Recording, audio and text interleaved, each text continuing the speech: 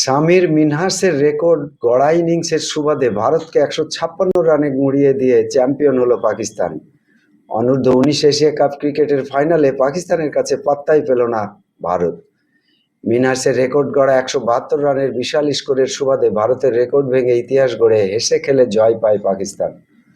গতকাল ফাইনাল ম্যাচে পাকিস্তান করে ৩৪৭ রান। ফাইনালে এর আগে সর্বোচ্চ ৩১৪ রান করেছিল ভারত।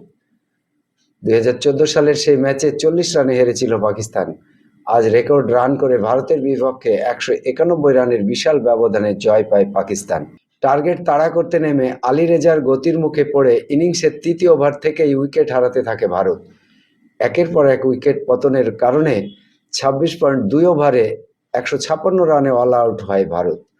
দলের হয়ে সর্বোচ্চ ৩৬ রান করেন পেস বোলার দীপেশ দেবেন্দ্র। পাকিস্তানের হয়ে আলী রেজা ৪২ রানে ৪ উইকেট শিকার করেন।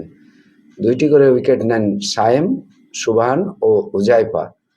সাইদুর রহমান, স্পোর্টস ডেস্ক, নবরূপ টিভি।